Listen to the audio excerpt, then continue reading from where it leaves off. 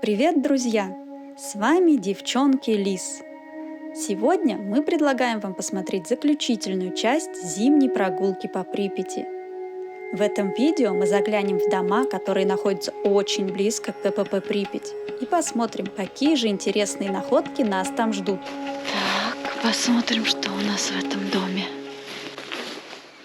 Вход.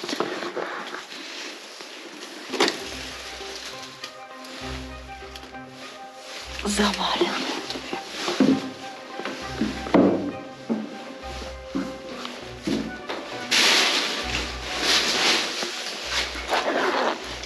Темнотища, надо включать фонарь.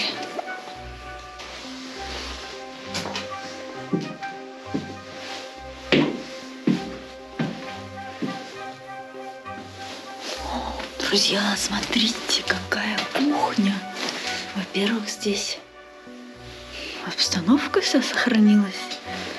Во-вторых, здесь электроплита.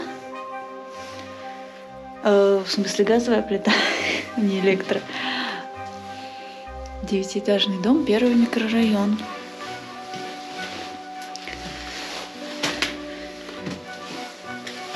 Потому что бытует мнение, что в Припяти в основном электрические плиты были. Ну вот в первом микрорайоне, во втором очень много также домов газифицированных. И этот дом находится достаточно близко к КПП, поэтому мы будем очень осторожны. И нужно будет посмотреть сейчас, что там у нас сохранилось по сохрану.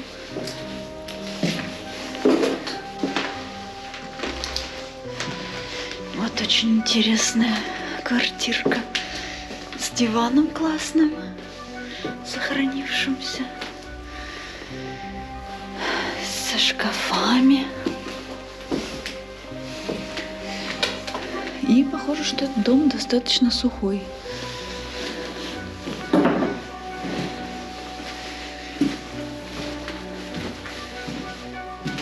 Кухня, но здесь ничего не сохранилось. И большая комната. Сейчас пойдем выше, смотреть, что там дальше. Вот еще какие-то остатки мебели.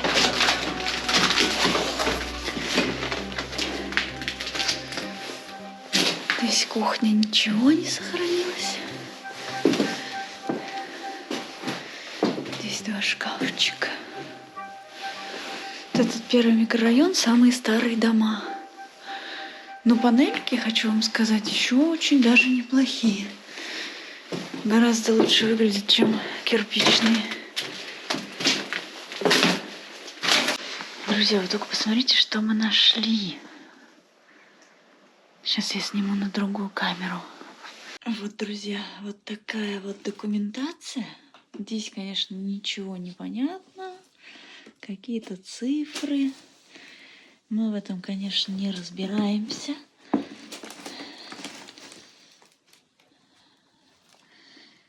Вот какие-то зажимы. Но вот такая интереснейшая находка в квартире. А планы над отметками 7,0 и 2,400. В общем-то, оно все очень старое и ветхое. И по большей части нам тут ничего не понять. Но очевидно, что здесь жил какой-то энергетик или работник станции, или, может быть,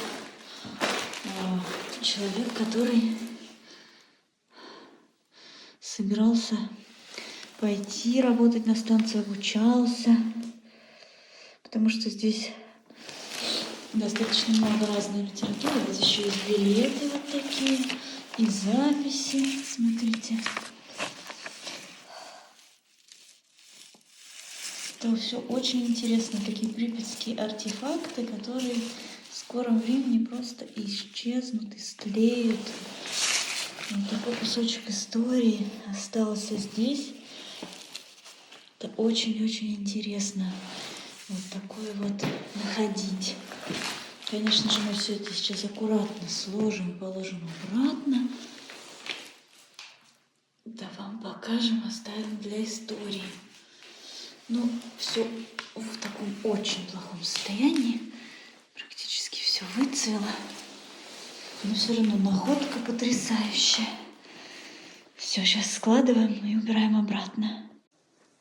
Это вид с балкона на Припять, как раз в сторону центра. Тут проспект Ленина, там 16-этажки гербовые. И туда дальше пошли все остальные микрорайоны. Ну, давайте померяем уровень радиации. По идее, здесь должны быть уровни достаточно высокие, потому что первый микрорайон, крайний дом, здесь по прямой до станции вообще фигня, несколько километров. Но смотрите, в квартире всего лишь 14 микрорентген. Друзья, хотелось бы сказать пару слов о радиации в Припяти. Зона отчуждения – это территория, где выпало большое количество радиоактивных веществ в результате аварии на ЧАЭС в 1986 году. При аварии произошел выброс радиоактивных изотопов определенных элементов – цезия, стронция, плутония, америция и йода.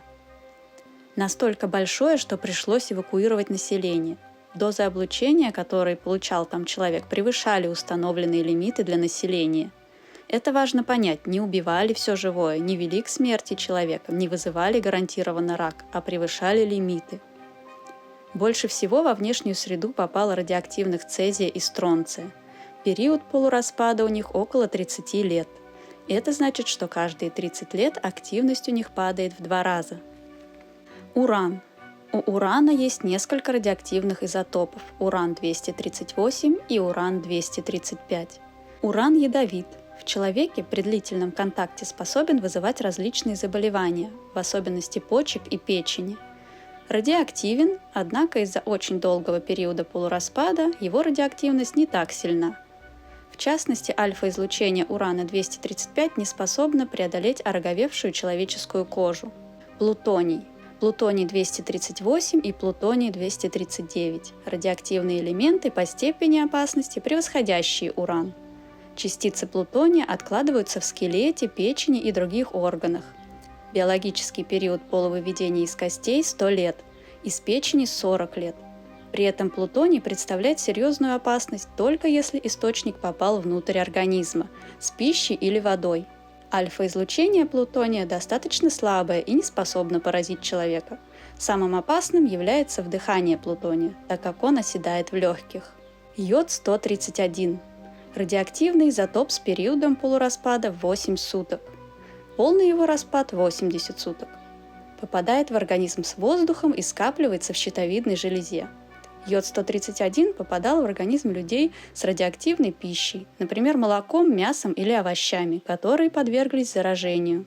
На сегодняшнее время, учитывая концентрацию выброшенных веществ, нахождение людей в Припяти разрешается. Со времени, которое прошло после аварии вследствие распада радионуклеидов, фон упал на 2-3 порядка. Но это не означает, что в зоне отчуждения допускается проживание, то есть находиться неограниченное время, потреблять местные продукты и воду. Заниматься сельским хозяйством и животноводством на этих территориях нельзя еще много сотен лет, так как радиоактивный стронций-90, радионуклеид, по своим свойствам похожий на кальций, накапливается в костях, а цезий-137 содержится в животных, растениях, грибах и почве. Цезий-134 – более опасный элемент с сильным гамма-излучением, аккумулируется в почве и воде. В зоне отчуждения есть несколько предприятий, на которых постоянно работают люди. Режим работы организован так, чтобы уменьшить воздействие облучения. Сокращенная рабочая неделя, регулярный медосмотр и радиационный контроль. 500-600. Вот здесь.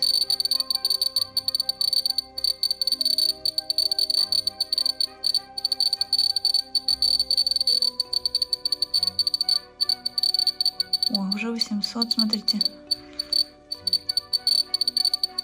Но это суммарно бета и гамма.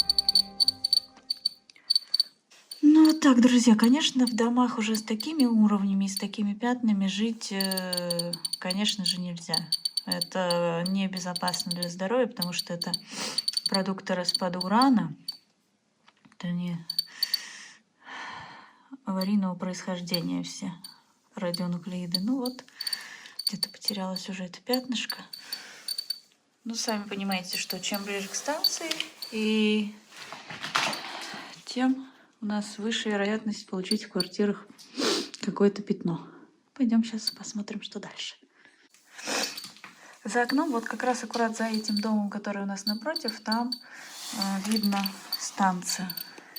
Сейчас приближу, вот там видно открытое распределительное устройство АРУ. И там уже по прямой видимости станции. Кстати, надо вот в этот дом зайти, посмотреть и померить, что там. Ну вот, друзья, это последний этаж, 9. Посмотрите, какое интересное оформление. Какой-то художник жил прямо в коридоре. Тоже очень классно.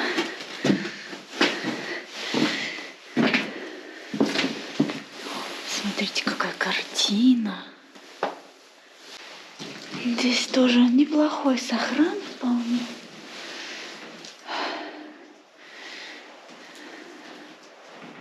Такой стол шикарный, круглый остался здесь. Ну и, друзья, вы можете наблюдать, что окнами этот дом выходит прямо на КПП. Здесь жить, конечно, ни один сталкер точно не станет. Ну что, друзья, этот дом посмотрели, пойдемте дальше в соседний. Сейчас посмотрим опять же по сохрану, что у нас сохранилось в 9-этажках в первом микрорайоне, в самых ближних к КПП. Ну, по логике вещей, они должны были сохраниться лучше всех домов, потому что рядом охрана. Но, как показывает практика, фасады домов такие же разбитые, убитые, окна все побитые. Внутри меблировка средней по сохрану в Припяти. Есть квартиры с более лучшей обстановкой, но есть и с более худшей. А интересует нас вот этот дом. Он вообще очень близко к КПП. Здесь нужно максимально осторожно себя вести. И сейчас нас спасает то, что КППшники и охрана занимаются пропуском групп туда-сюда. А мы себе спокойненько пройдемся.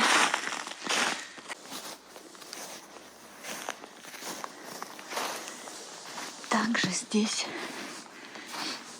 по периметру всех домов, во всех домах, короче, теперь вот такая табличка на большинстве домов. Это придумал повесить бывший припятчанин, самый известный, Александр Сирота. Такую красоту. Так что скажем ему спасибо за то, что он меняет облик своего родного города к лучшему. Заботится о туристах, чтобы туристы не подвергали своей жизни опасности. Так. Ну что, давайте замеряем вот здесь, на этом окошке, уровень радиации. И смотрите, оно здесь мутное, но вот там прям по прямой видимость станции. То есть, если у людей из этой квартиры ночью 26 апреля было открыто окно, то уровень загрязнения здесь на подоконниках должен быть колоссальный. И вообще в Припяти. Так, смотрим по бете. Здесь в углах, как всегда.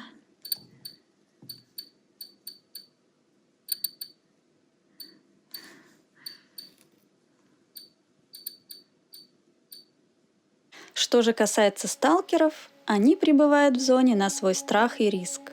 Ночуют в брошенных домах, устраивают привалы на лесных дорожках зоны. Но, как мы видим, основные опасности, которые подстерегают сталкеров, это встречи с дикими животными, аварийные здания и открытые люки, и, конечно же, полиция. А вовсе не радиация. Так что, путешествуя по зоне отчуждений нелегально, с большей вероятностью вы столкнетесь с вышеперечисленным, а не подхватите лучевую болезнь.